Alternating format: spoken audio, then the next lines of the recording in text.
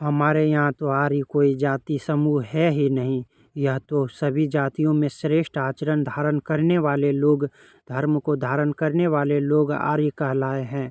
तो अंग्रेजों ने यह गलत हमारे इतिहास में घुसाड़ दिया और इससे बड़ा एक विक्षेप हमारे इतिहास में डाला गया कि हम भारतवासी हजारों साल से गाय का मांस खाते रहे हैं।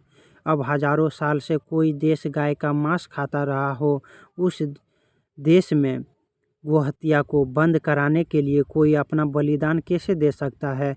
फिर एक मिनट के लिए आप यह सोचो कि अगर भारतीय समाज गाय का मांस खाने वाला समाज है तो फिर भारतीय समाज में गौरक्षा का आंदोलन क्यों होना चाहिए? गाय बचाने के लिए आंदोलन क्यों होना चाहिए? गाय की रक्षा करने के लिए हमारे नागरिकों ने अपना जीवन दिया है, वो जीवन उन्हें क्यों देना चाहिए? हमारे इतिहास में तो एक बहुत बड़ा उदाहरण मिलता है अमर शहीद मंगल पांडे का, जिन्होंने गोरक्षा से आंदोलन की शुरुआत की और देश की आज़ादी का आंदोलन वो बन गया पूरे भारतवर्ष में, और उन्होंने आग लगा दी पूरे देश को। आप जानते हैं अमर शहीद मंगल पांडे को फांसी हुई थी, तो सवाल तो गाय की रक्षा का था। जब मंगल पांडे अंग्रेजी सेना में नौकरी करने के लिए भर्ती हुए, बैरकपुर की छावनी में जो कोलकाता के नज़दीक है, उनको किसी ने बता दिया कि आप जो कारतूस मुंह से खोलते हो ना, उसमें गाय की चर्बी लगी होती है, और अगर आप कारतूस मुंह से खोलते हो उसमें गाय की चर्बी लगी होती है तो आप तो गोरक्षा की बात करते हो, फिर ये कैसे हो सकता है? तो मंगल पांडे को तो विश्वास नहीं हुआ। उन्होंने एक अंग्रेज अधिकारी को पूछा जिसका नाम था मेजर जनरल ह्यूसन। ह्यूसन को मंगल पांडे ने पूछा कि क्या यह बात सच है कि हमको जो कारतूस दिए जाते हैं उस पर गाय की चर्बी लगी हो रहती है? मेजर जनरल ह्यूसन ने कुछ नहीं बोला, ना में भरा ना ही हाँ बोला। मंगल पांडे ने फिर पूछा, फिर उत्तर नहीं मिला, तो उनको गुस्सा आ गया और उनके हाथ में जो बंदूक थी, राइफल थी, उसको उन्होंने चला दिया और ह्यूसन को मार डाला। ह्यूसन की हत्या हो गई और यह काम मंगल पांडे ने बहुत ही सोच समझकर किया था, पूरे होश व हवास में किया था और विवेक के साथ किया था। और ये घटना घटित हुई, आप जानते हैं, 29 अप्रैल 1857 को। मंगल पांडे को गिरफ्तार करके फिर उनके ऊपर मुकदमा चला। उस पूरे मुकदमे की सुनवाई के दौरान मंगल पांडे ने जो सबसे बड़ी बहस की, उन्होंने अपना वकील नहीं किया था, खुद अपनी बहस की थी। मंगल पांडे ने कोई वकील वगैरह नहीं किया था, वो खुद अपनी लड़ाई लड़े थे, खुद वो बहस किए थे।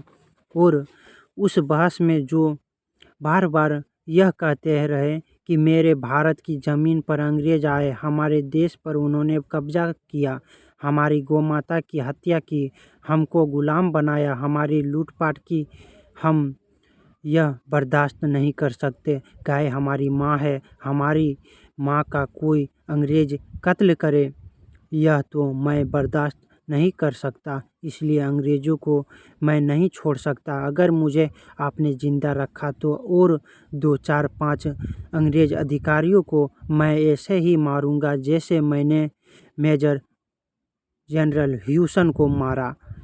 इस पर पूरे देश में क्रांति की और बगावत की शुरुआत हुई थी।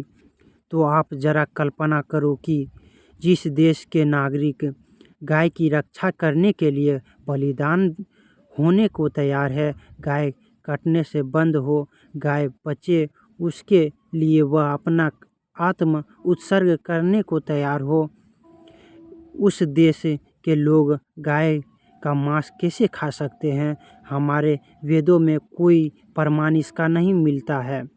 हमारे यहाँ तो उल्टे प्रमाण मिलते हैं कि गाय को अगर कोई मारता है तो उसको मार दिया जाए, गाय को कोई काटता है तो उसके हाथ काट दिए जाए, गाय को कोई काटता है तो उसके पाँव काट दिए जाए। हमारे वेदों में, शास्त्रों में इस तरह के उदाहरण मिलते हैं। तो जिन वेदों में, उपनिषद में, अन्य शास्त्रों में गाय को कत्ल करने वालों को फांसी दी जाए, ऐसे उदाहरण मिलते हैं।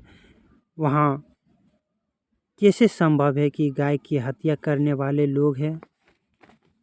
यह गाय की भारत में एक मूल प्रति है मनुस्मृति की, जो हजारों वर्षों से आई है, और एक मनुस्मृति अंग्रेजों ने लिखवाई है। आपको मालूम है हमारे देश में मनुस्मृति की एक प्रति अंग्रेजों ने लिखवाई है, और अंग्रेजों ने इसको लिखवाने में मैक्स मुलर की मदद ली थी। मैक्स मुलर एक जर्मन विद्वान था जिसको संस्कृत बहुत अच्छे से आती थी। उसको कहा गया कि तुम भारत के शास्त्रों को पढ़ो और पढ़कर उनको बताओ कि उनमें क्या है, फिर ज़रूरत पड़ने पर उसमें रद्द बदल करके और कर दिया गया। तो मैक्स मुलर ने मनुस्मृति को अनुवाद किया, जर्मन में किया, फिर अंग्रेजी में अनुवाद किया। फिर अंग्रेज़ों को समझ में आया कि मनुस्मृति तो न्याय व्यवस्था की सबसे बड़ी पुस्तक है और भारत की न्याय व्यवस्था का आधार है। तो उन्होंने मनुस्मृति में ऐसे विक्षेप डलवा दिए ताकि भारतवासी इसी में उलझा रहे। इतना बड़ा झूठ आप समझ सकते हैं। और मैं जितने भी बातें बताया हूँ राजीव दीक्षित जी के बातों को ही बताया हूँ, सब इसमें लिखा हुआ है। और फिर मिलेंगे एक नए टॉपिक के साथ, तब तक के लिए धन्यवाद।